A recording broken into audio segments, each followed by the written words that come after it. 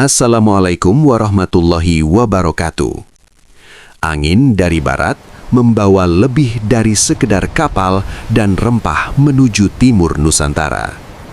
Dari Jawa dan Maluku, para saudagar dan mubalih berlayar menembus lautan luas, membawa cahaya Islam ke tanah yang belum mereka kenal. Namun ketika mereka tiba di Papua, mereka tidak hanya menemukan harapan, melainkan tantangan besar. Alam yang ganas, budaya yang kuat, dan kepercayaan yang telah mengakar selama berabad-abad. Inilah kisah tentang sebuah perjalanan yang tidak berjalan mudah. Pada abad ke-15, ketika angin musim membawa kapal-kapal dari barat Nusantara melintasi lautan luas, sebuah perubahan besar mulai bergerak perlahan menuju wilayah timur yang masih diselimuti misteri. Dari pesisir Jawa hingga pusat perdagangan di Maluku, para saudagar Muslim berlayar dengan tekad dan keyakinan yang kuat. Mereka tidak hanya membawa rempah, kain, dan logam berharga, tetapi juga membawa ajaran Islam, sebuah cahaya baru yang telah lebih dulu menyinari banyak wilayah di Nusantara. Di atas gelombang yang tak menentu, mereka menjadi perantara antara dunia lama dan harapan akan kehidupan yang lebih terarah. Di antara para pedagang itu, terdapat pula ulama yang berdakwah dengan cara damai dan penuh hikmah. Mereka tidak memaksa, melainkan memperkenalkan ajaran melalui sikap, akhlak, dan interaksi sehari-hari. Di pelabuhan-pelabuhan kecil, mereka berbincang dengan penduduk setempat, mengenalkan konsep tauhid, serta mengajarkan nilai-nilai keadilan dan persaudaraan. Di beberapa wilayah, cara ini terbukti berhasil, membuat masyarakat perlahan menerima Islam sebagai bagian dari kehidupan mereka. Namun, perjalanan ke arah timur bukanlah perjalanan biasa. Ia adalah perjalanan panjang yang penuh tantangan, baik dari alam maupun dari perbedaan budaya yang begitu besar. Semakin jauh ke timur, laut menjadi semakin ganas dan daratan yang ditemui semakin asing. Wilayah yang kelak dikenal sebagai Papua berdiri sebagai dunia yang berbeda, dengan hutan lebat, sungai-sungai liar, dan masyarakat yang hidup selaras dengan alam serta tradisi leluhur mereka. Bagi para pendatang, ini bukan sekadar perjalanan dagang atau dakwah, melainkan sebuah ujian ketahanan dan pemahaman. Bahasa yang berbeda, adat yang kuat serta kepercayaan lokal yang telah mengakar selama berabad-abad menjadi tantangan nyata yang tidak mudah ditembus. Disinilah awal dari sebuah kisah panjang dimulai. Kisah tentang pertemuan dua dunia yang berbeda, tentang harapan yang dibawa dari barat, dan tentang kenyataan yang dihadapi di timur. Angin dari barat terus berhembus, membawa pesan perubahan, namun tanah timur memiliki caranya sendiri untuk menyaring setiap pengaruh yang datang. Dan di balik semua itu, sejarah mulai menulis jejaknya, perlahan namun pasti, tentang perjalanan Islam yang tidak selalu berjalan mulus di setiap tempat yang disinggahinya.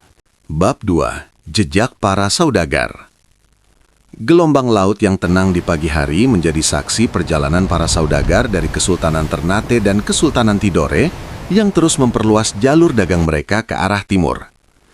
Pada abad ke-15, kedua kesultanan ini telah dikenal sebagai pusat perdagangan dan penyebaran Islam di kawasan timur Nusantara. Kapal-kapal kayu mereka yang syarat dengan rempah seperti cengkeh dan pala juga membawa misi yang lebih halus, menyampaikan ajaran Islam melalui interaksi yang damai dan perlahan. Para saudagar ini memahami bahwa kepercayaan tidak bisa dipaksakan. Ia harus tumbuh dari hubungan, dari rasa percaya yang dibangun seiring waktu. Ketika mereka mulai menjangkau pesisir-pesisir Papua, pertemuan pertama dengan masyarakat setempat menjadi momen yang penuh kehati-hatian. Penduduk lokal yang hidup dalam kelompok-kelompok kecil dan sangat menjaga tradisi leluhur, memandang para pendatang dengan rasa ingin tahu sekaligus waspada. Para saudagar menyadari bahwa pendekatan yang kasar hanya akan menimbulkan penolakan. Oleh karena itu, mereka memilih untuk berbaur melalui perdagangan, menukar barang, berbagi makanan, dan membangun hubungan yang perlahan mencairkan jarak di antara dua dunia yang berbeda. Di sela aktivitas dagang, ajaran Islam mulai diperkenalkan secara sederhana, bukan melalui ceramah panjang, melainkan melalui contoh kehidupan sehari-hari. Kejujuran dalam berdagang, sikap saling menolong, dan kebiasaan beribadah yang dilakukan dengan penuh ketenangan. Beberapa penduduk pesisir mulai memperhatikan perbedaan ini.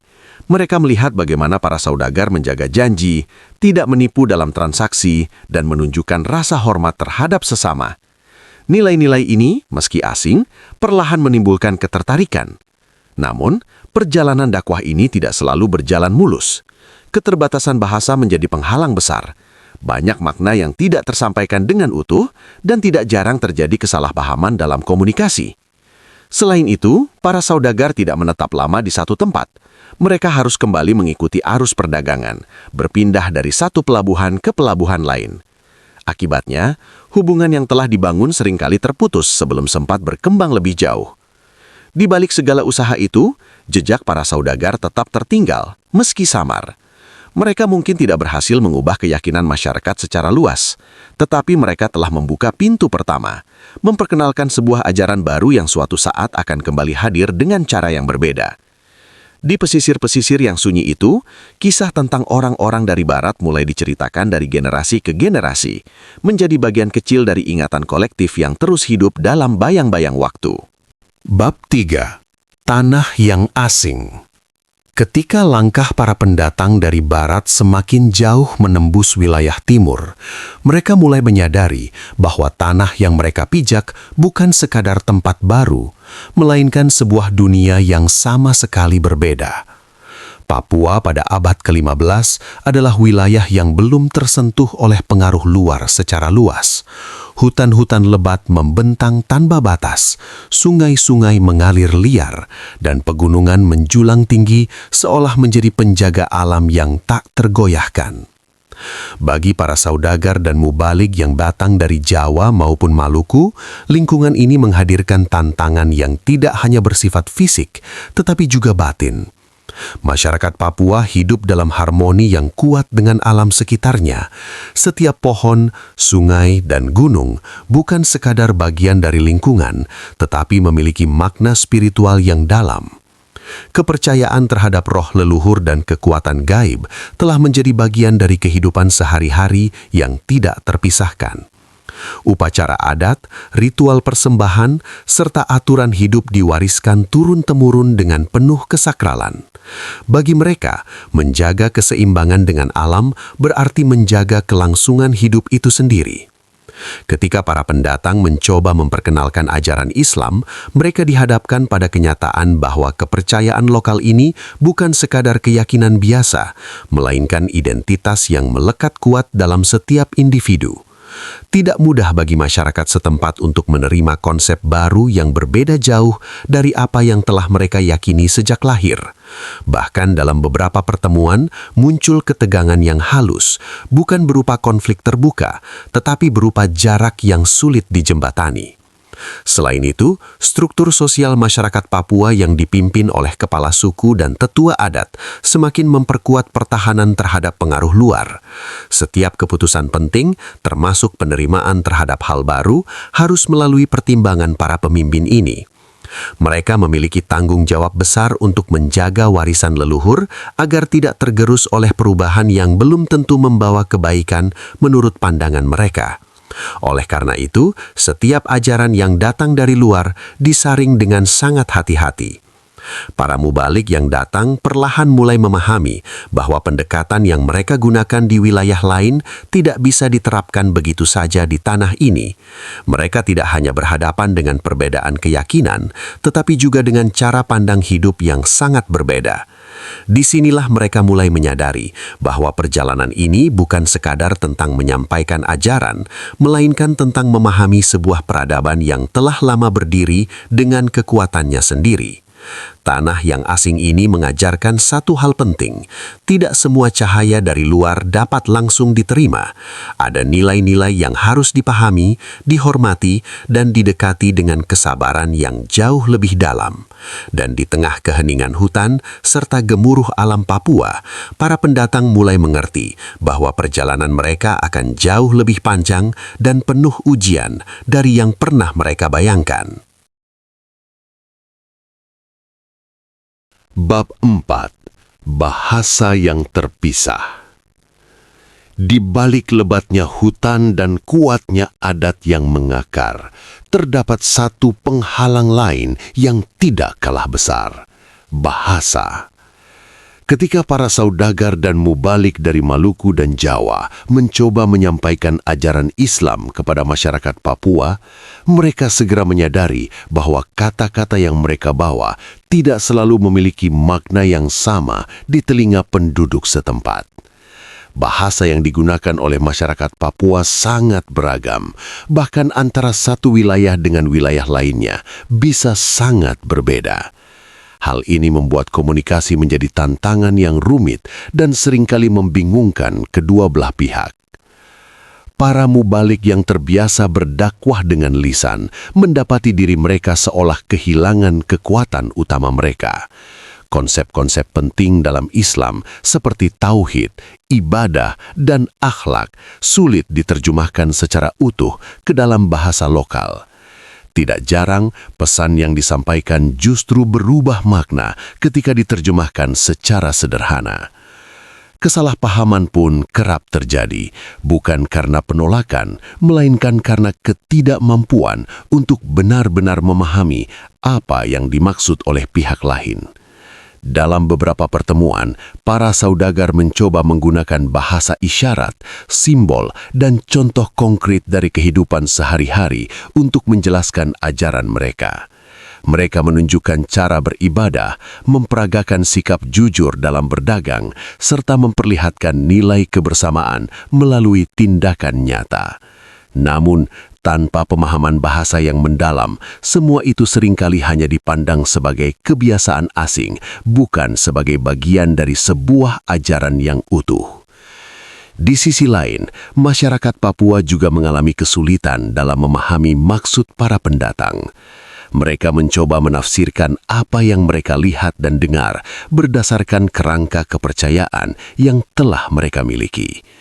Akibatnya, ajaran Islam yang disampaikan seringkali dipadukan secara keliru dengan kepercayaan lokal atau bahkan disalahartikan sepenuhnya.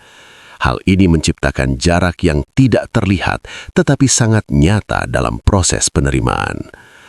Upaya untuk menjembatani perbedaan bahasa sebenarnya mulai dilakukan oleh beberapa saudagar yang memilih tinggal lebih lama.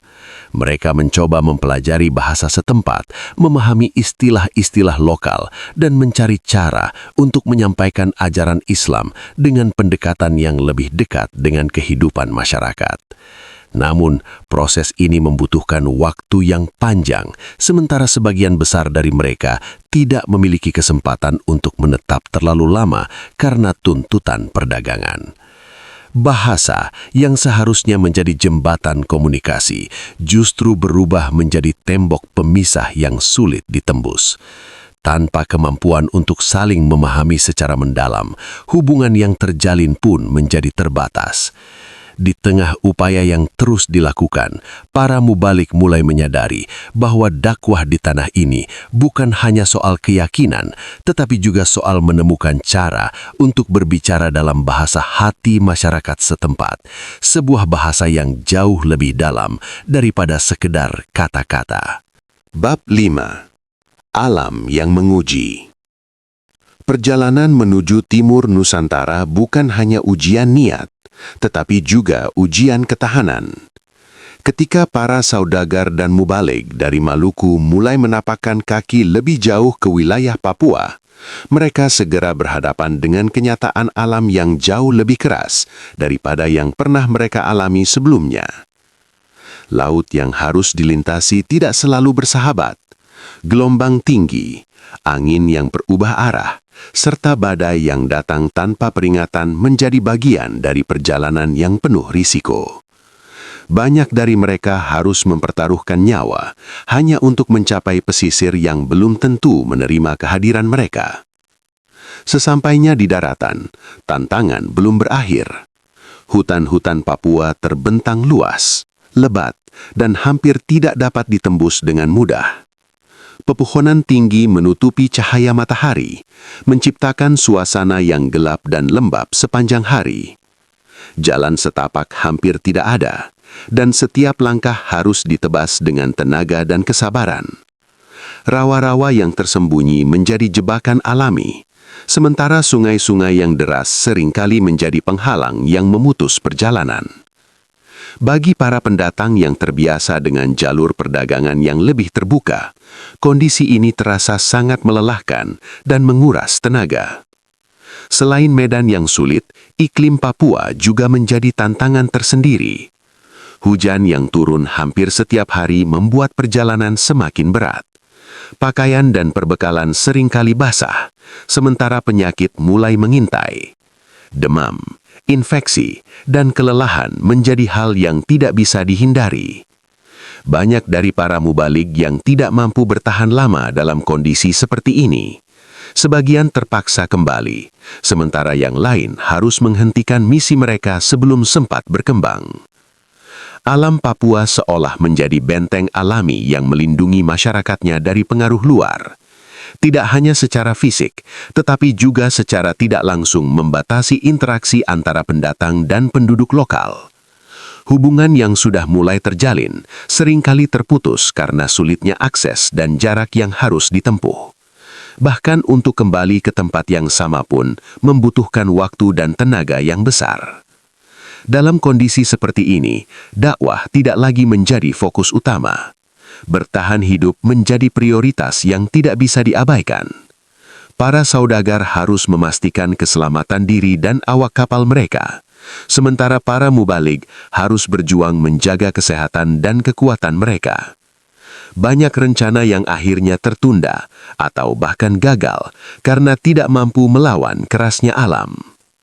Namun di balik semua itu, alam juga mengajarkan sebuah pelajaran penting. Ia menunjukkan bahwa tidak semua wilayah dapat dijangkau dengan cara yang sama. Ada tempat-tempat yang membutuhkan kesabaran lebih, pemahaman yang lebih dalam, dan strategi yang berbeda. Papua, dengan segala kekuatan alamnya, bukan sekedar tujuan perjalanan, melainkan sebuah ujian besar yang menentukan sejauh mana tekad dan kesiapan mereka dalam menyebarkan ajaran yang mereka yakini. Bab 6. Perbedaan budaya. Ketika para mubaligh dan saudagar dari Jawa dan Maluku berusaha lebih dekat dengan masyarakat Papua, mereka mulai menyadari bahwa perbedaan yang dihadapi bukan hanya soal bahasa atau alam, tetapi juga budaya yang sangat kontras. Nilai-nilai kehidupan yang mereka bawa seringkali tidak sejalan dengan kebiasaan yang telah lama dijalani oleh penduduk setempat. Dalam kehidupan masyarakat Papua, adat istiadat bukan sekedar aturan sosial, melainkan bagian dari jati diri yang tidak terpisahkan dari kehidupan sehari-hari. Salah satu perbedaan yang paling terlihat adalah dalam cara berpakaian dan tata kehidupan sosial. Ajaran Islam yang menekankan kesopanan dalam berpakaian dan aturan pergaulan terasa asing bagi masyarakat yang hidup lebih bebas dan menyatu dengan alam. Bagi mereka, apa yang dilakukan selama ini bukanlah sesuatu yang salah, melainkan warisan leluhur yang harus dijaga. Ketika para mubaligh mencoba memperkenalkan perubahan, hal itu kerap dianggap sebagai upaya mengubah identitas mereka. Selain itu, tradisi ritual yang melibatkan roh leluhur menjadi titik perbedaan yang cukup tajam. Dalam ajaran Islam, penyembahan hanya ditujukan kepada Tuhan yang Maha Esa, sementara dalam kepercayaan lokal, penghormatan terhadap roh leluhur memiliki peran penting dalam menjaga keseimbangan hidup. Perbedaan ini menciptakan kebingungan sekaligus penolakan halus dari masyarakat yang belum siap meninggalkan keyakinan mereka. Para mubaligh pun mulai menyadari bahwa pendekatan yang terlalu langsung justru memperlebar jarak. Beberapa di antara mereka mencoba menyesuaikan diri dengan menghormati adab setempat, ikut dalam kegiatan sosial, dan membangun hubungan yang lebih personal. Namun, proses ini berjalan sangat lambat dan membutuhkan kesabaran yang besar. Perbedaan budaya ini akhirnya menjadi salah satu penghalang utama dalam penyebaran Islam di Papua. Bukan karena ajarannya ditolak sepenuhnya, tetapi karena masyarakat merasa belum menemukan keselarasan antara nilai baru yang datang dengan kehidupan yang telah mereka jalani sejak lama. Bab 7. Keteguhan kepercayaan lokal. Di tengah berbagai upaya yang dilakukan oleh para saudagar dan mubalig dari Maluku dan Jawa, mereka mulai memahami satu hal yang paling mendasar, kuatnya kepercayaan lokal masyarakat Papua. Keyakinan terhadap roh leluhur, kekuatan alam, dan dunia gaib bukan sekedar bagian dari tradisi, melainkan inti dari kehidupan yang membentuk cara mereka berpikir, bertindak, dan memaknai dunia. Kepercayaan ini telah diwariskan dari generasi ke generasi, diperkuat oleh pengalaman hidup dan hubungan yang erat dengan alam sekitar. Para tetua adat memegang peran penting dalam menjaga kepercayaan tersebut. Mereka bukan hanya pemimpin, tetapi juga penjaga nilai-nilai leluhur yang dianggap suci. Setiap keputusan penting dalam kehidupan masyarakat, termasuk menerima atau menolak pengaruh luar, selalu melibatkan pertimbangan para tetua ini. Dengan wibawa dan pengaruh yang besar, mereka menjadi benteng utama yang mempertahankan keutuhan tradisi. Ketika ajaran Islam mulai diperkenalkan, masyarakat tidak serta-merta menolaknya, tetapi mereka juga tidak mudah menerimanya. Mereka mendengarkan, mengamati, dan membandingkan dengan apa yang telah mereka yakini selama ini. Dalam banyak kasus, ajaran baru tersebut dianggap tidak sepenuhnya sesuai dengan cara hidup yang telah mereka jalani. Bagi mereka, meninggalkan kepercayaan leluhur bukan hanya soal mengganti keyakinan, tetapi juga berarti memutus hubungan dengan identitas dan sejarah mereka. Beberapa individu mungkin menunjukkan ketertarikan terhadap nilai-nilai yang dibawa oleh para mubalik, seperti kejujuran, kedisiplinan, dan persaudaraan. Namun, tekanan sosial dari komunitas membuat mereka ragu untuk melangkah lebih jauh. Dalam masyarakat yang sangat menjunjung kebersamaan, keputusan pribadi seringkali harus selaras dengan kehendak kelompok. Keteguhan kepercayaan lokal ini menjadi salah satu alasan mengapa penyebaran Islam di Papua berjalan sangat lambat. Bukan karena tidak ada ruang untuk perubahan, tetapi karena perubahan tersebut harus melalui proses panjang yang melibatkan kepercayaan, waktu, dan penerimaan kolektif. Di tanah ini, keyakinan bukan hanya milik individu, melainkan milik seluruh komunitas yang menjaganya dengan penuh kesadaran.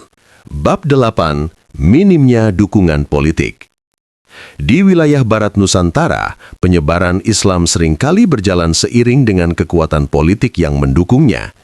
Kerajaan-kerajaan Islam seperti Kesultanan Demak memainkan peran penting dalam mempercepat proses Islamisasi, tidak hanya melalui dakwah, tetapi juga melalui kebijakan dan pengaruh kekuasaan. Dengan adanya pemimpin yang memeluk Islam, masyarakat lebih mudah mengikuti, baik karena keyakinan maupun karena loyalitas terhadap penguasa. Namun, kondisi seperti ini tidak ditemukan di Papua pada abad ke-15. Papua pada masa itu tidak memiliki struktur kerajaan besar yang terpusat seperti di Jawa atau Maluku.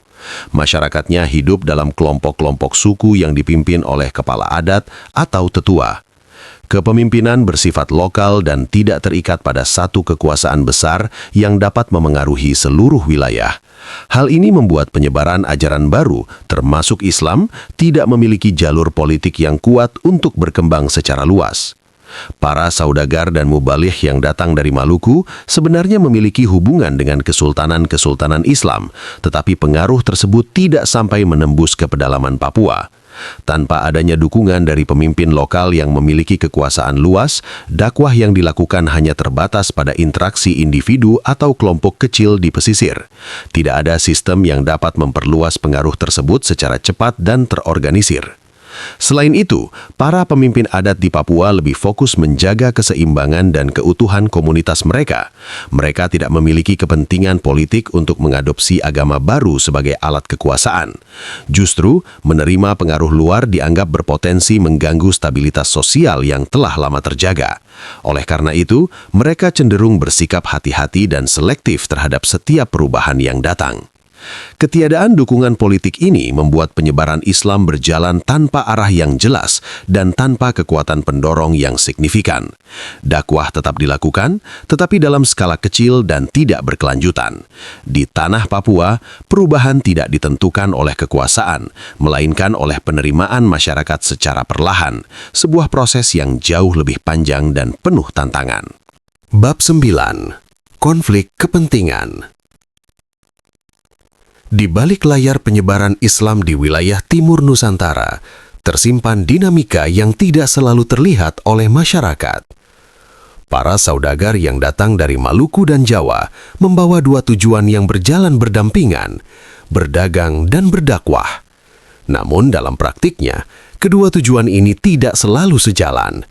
Ketika keuntungan ekonomi menjadi prioritas utama, dakwah seringkali berada di posisi kedua, bahkan terabaikan dalam situasi tertentu. Perdagangan rempah pada abad ke-15 merupakan aktivitas yang sangat menguntungkan.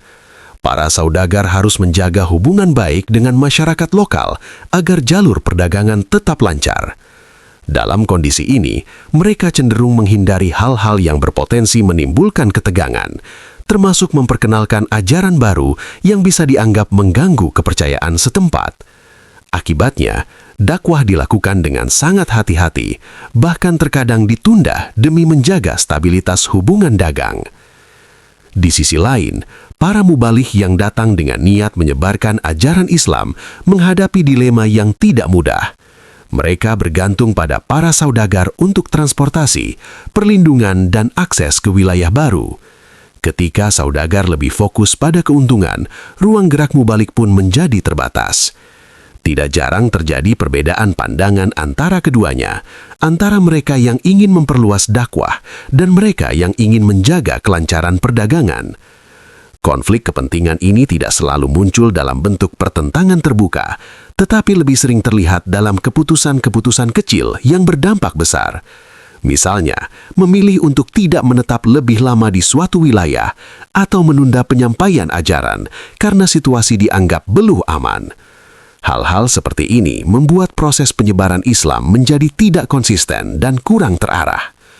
Akibatnya, kehadiran Islam di Papua pada masa itu lebih banyak dikenal sebagai bagian dari interaksi dagang, bukan sebagai ajaran yang disampaikan secara utuh. Masyarakat melihat para saudagar sebagai pedagang, bukan sebagai pembawa agama. Hal ini memperlambat proses pemahaman dan penerimaan terhadap Islam. Konflik antara kepentingan ekonomi dan dakwah ini menjadi salah satu faktor penting yang menghambat penyebaran Islam di Papua. Tanpa keselarasan tujuan, usaha yang dilakukan menjadi terpecah dan tidak mencapai hasil yang maksimal. Di tengah peluang yang ada, perbedaan prioritas justru menciptakan jarak yang semakin sulit untuk dijembatani. Bab 10. Jarak yang terlalu jauh. Di antara berbagai hambatan yang dihadapi dalam penyebaran Islam ke Papua pada abad ke-15, jarak menjadi salah satu faktor yang paling nyata sekaligus paling sulit diatasi. Papua terletak jauh di ujung timur Nusantara, terpisah oleh lautan luas dari pusat-pusat penyebaran Islam seperti Jawa dan Maluku. Perjalanan menuju wilayah ini bukan hanya memakan waktu yang lama, tetapi juga penuh risiko yang tidak kecil. Para saudagar dan mubaligh harus menempuh perjalanan berhari-hari, bahkan berminggu-minggu, melintasi laut yang tidak selalu bersahabat. Angin yang berubah-ubah, arus laut yang kuat, serta badai yang datang tiba-tiba menjadi ancaman yang selalu mengintai. Tidak semua pelayaran berakhir dengan selamat. Banyak yang terpaksa kembali sebelum mencapai tujuan, sementara yang lain harus singgah di berbagai pulau untuk menunggu kondisi yang lebih aman. Jarak yang jauh ini juga berdampak pada terbatasnya frekuensi kunjungan. Tidak seperti wilayah yang lebih dekat dengan pusat perdagangan, Papua tidak menjadi tujuan utama yang sering dikunjungi. Kapal-kapal yang datang biasanya hanya singgah dalam waktu singkat, sekadar untuk berdagang sebelum melanjutkan perjalanan kembali. Hal ini membuat interaksi antara pendatang dan masyarakat lokal menjadi sangat terbatas. Lebih dari itu, jarak juga mempengaruhi aliran informasi. Perkembangan Islam di wilayah barat tidak mudah diketahui oleh masyarakat Papua. Begitu pula sebaliknya, kondisi di Papua jarang sampai ke pusat-pusat Islam. Akibatnya, tidak ada strategi khusus yang dirancang untuk menyebarkan Islam di wilayah ini secara efektif. Semua berjalan secara alami, tanpa perencanaan yang matang. Para mubaligh yang datang pun seringkali merasa terisolasi. Tanpa dukungan yang cukup dari luar, mereka harus menghadapi berbagai tantangan sendirian. Jika menghadapi kesulitan, tidak mudah bagi mereka untuk mendapatkan bantuan atau pengganti. Banyak dari mereka akhirnya memilih untuk kembali ke wilayah asal setelah menyadari betapa beratnya kondisi yang harus dihadapi. Jarak yang terlalu jauh ini menjadikan Papua seolah berada di luar jangkauan utama penyebaran Islam pada masa itu. Bukan karena tidak ada usaha, tetapi karena keterbatasan yang membuat usaha tersebut sulit berkembang. Di tengah luasnya lautan dan panjangnya perjalanan, harapan yang dibawa dari barat seringkali memudar sebelum sempat tumbuh dengan kuat di tanah timur. Bab 11. Misi yang terputus. Upaya penyebaran Islam di Papua pada abad ke-15 tidak hanya menghadapi hambatan alam, budaya, dan jarak, tetapi juga persoalan kesinambungan yang lemah. Para mubalik dan saudagar dari Maluku dan Jawa memang sempat menjangkau beberapa wilayah pesisir. Namun kehadiran mereka seringkali tidak berlangsung lama. Mereka datang, berinteraksi, lalu pergi kembali mengikuti arus perdagangan atau karena kondisi yang tidak memungkinkan untuk menetap. Ketidakteraturan ini menyebabkan misi dakwah menjadi terputus-putus. Ajaran yang sempat diperkenalkan tidak memiliki waktu yang cukup untuk dipahami secara mendalam oleh masyarakat setempat. Dalam banyak kasus, hubungan yang mulai terjalin harus terhenti sebelum mencapai tahap yang lebih kuat. Ketika para mubalik meninggalkan suatu wilayah, tidak ada pengganti yang melanjutkan usaha mereka. Akibatnya, jejak dakwah yang sudah ada perlahan memudar.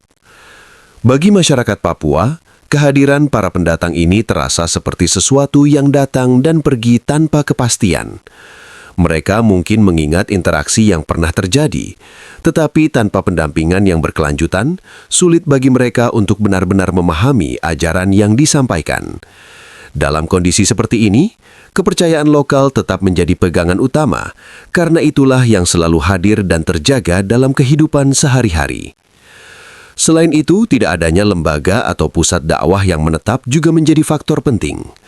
Berbeda dengan wilayah lain yang memiliki masjid atau komunitas muslim yang berkembang, di Papua belum terbentuk struktur seperti itu pada masa tersebut. Tanpa tempat berkumpul dan belajar, proses penyebaran ajaran Islam tidak memiliki fondasi yang kuat untuk tumbuh. Beberapa mubalik sebenarnya menyadari pentingnya menetap lebih lama, namun keterbatasan logistik, kesehatan, dan keamanan seringkali memaksa mereka untuk kembali. Kondisi yang sulit membuat keberlangsungan misi menjadi sangat rapuh.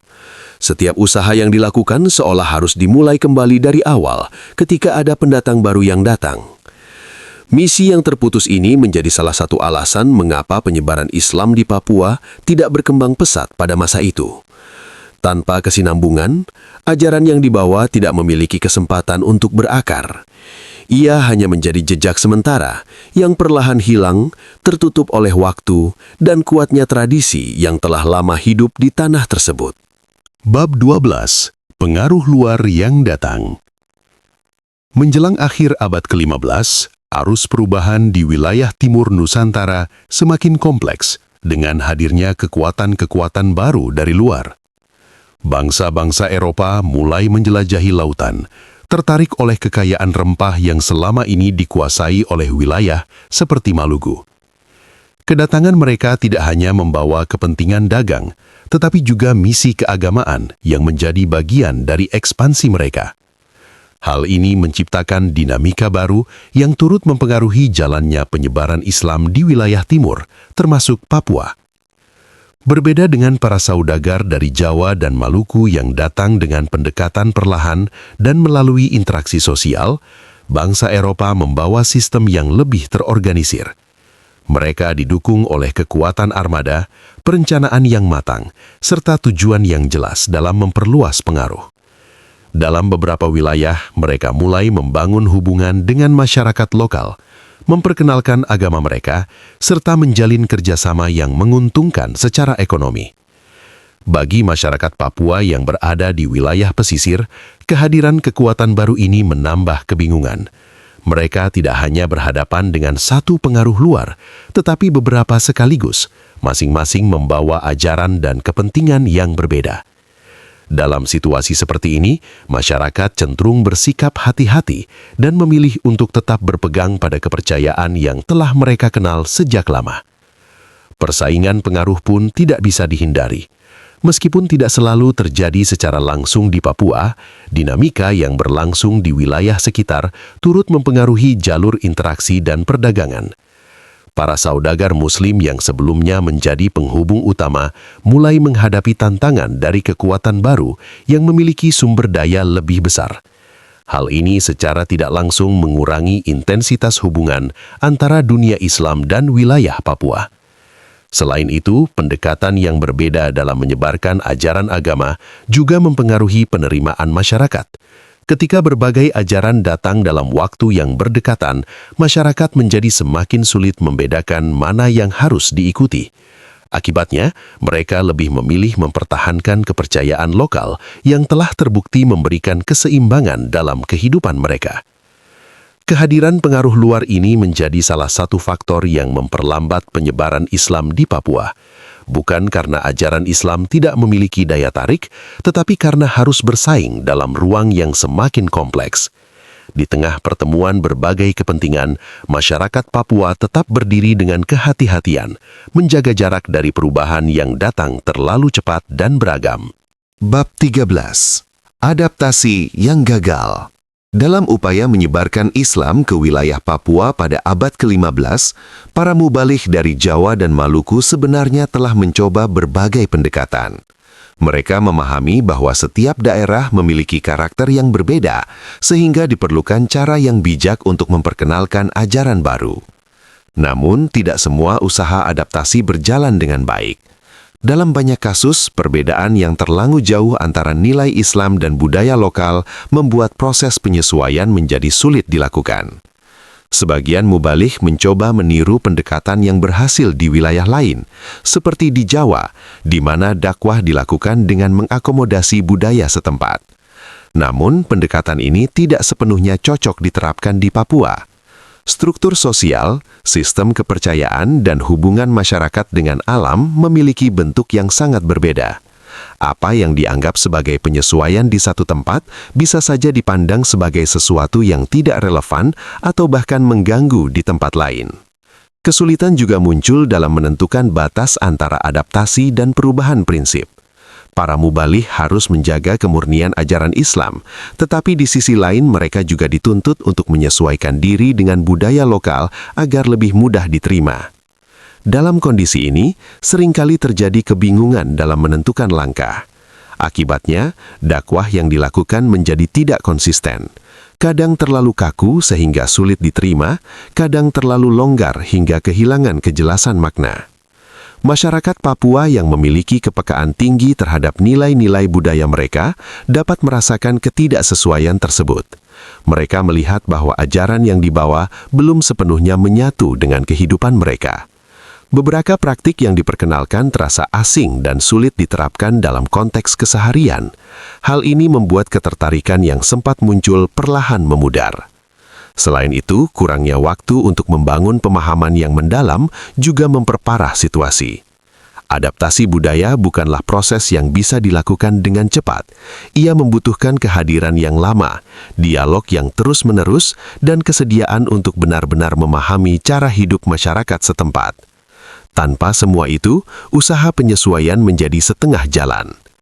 Kegagalan dalam adaptasi ini menjadi salah satu faktor yang menghambat penyebaran Islam di Papua. Bukan karena tidak ada usaha, tetapi karena usaha tersebut belum menemukan bentuk yang tepat untuk menjembatani dua dunia yang sangat berbeda. Bab 14. Cahaya yang redup. Seiring berjalannya waktu pada akhir abad ke-15, jejak Islam di wilayah Papua tetap ada, namun tidak berkembang sebagaimana yang terjadi di wilayah lain Nusantara. Upaya yang dilakukan oleh para saudagar dan mubalik dari Maluku dan Jawa memang meninggalkan pengaruh. Tetapi pengaruh itu hanya tampak samar, seperti cahaya kecil yang berusaha bertahan di tengah luasnya kegelapan. Di beberapa pesisir, interaksi dengan dunia luar masih berlangsung, namun tidak cukup kuat untuk membentuk perubahan besar dalam kehidupan masyarakat. Sebagian kecil penduduk mulai mengenal ajaran Islam, terutama melalui hubungan dagang yang telah terjalin cukup lama. Mereka melihat praktik ibadah, mendengar kisah-kisah tentang Tuhan yang esa, serta menyaksikan nilai-nilai kehidupan yang dibawa oleh para pendatang. Namun tanpa pendampingan yang berkelanjutan, pemahaman tersebut tidak berkembang menjadi keyakinan yang mendalam. Ajaran yang diterima hanya sebatas pengetahuan, bukan menjadi bagian dari identitas. Di sisi lain, kehidupan masyarakat Papua tetap berjalan sesuai dengan tradisi yang telah diwariskan oleh leluhur. Kepercayaan terhadap roh alam, ritual adat, dan struktur sosial yang kuat terus dipertahankan. Dalam kondisi seperti ini, pengaruh luar yang datang tanpa kesinambungan akan sulit untuk bertahan. Cahaya yang sempat menyala perlahan meredup, bukan karena ditolak secara keras, tetapi karena tidak memiliki cukup ruang untuk tumbuh. Beberapa mubaligh yang pernah datang mungkin meninggalkan harapan bahwa suatu saat ajaran yang mereka bawa akan berkembang. Namun realitas di lapangan menunjukkan bahwa perubahan membutuhkan lebih dari sekedar perkenalan awal. Ia memerlukan waktu, kesabaran, dan kehadiran yang terus-menerus. Tanpa itu semua, setiap usaha akan kembali pada titik awal. Cahaya Islam di Papua pada masa itu tidak benar-benar padam, tetapi juga tidak bersinar terang. Ia tetap ada dalam bentuk jejak kecil yang tersebar dan tidak terhubung satu sama lain. Dalam keheningan waktu, jejak itu menunggu untuk ditemukan kembali, menjadi dasar bagi perjalanan yang mungkin akan berlanjut di masa yang akan datang dengan cara yang berbeda. Bab 15. Warisan yang tertinggal. Meski penyebaran Islam di Papua pada abad ke-15 tidak berkembang pesat, bukan berarti usaha yang telah dilakukan menjadi sia-sia. Para saudagar dan mubalik dari Jawa dan Maluku tetap meninggalkan jejak, meskipun halus dan tersebar. Jejak itu tidak selalu terlihat dalam bentuk perubahan besar, tetapi hadir dalam ingatan, cerita, dan pengalaman yang perlahan menjadi bagian dari perjalanan sejarah masyarakat setempat. Di beberapa wilayah pesisir, hubungan dagang yang pernah terjalin telah membuka pintu bagi interaksi budaya dan pemahaman baru. Masyarakat mungkin belum sepenuhnya menerima ajaran Islam, tetapi mereka telah mengenalnya.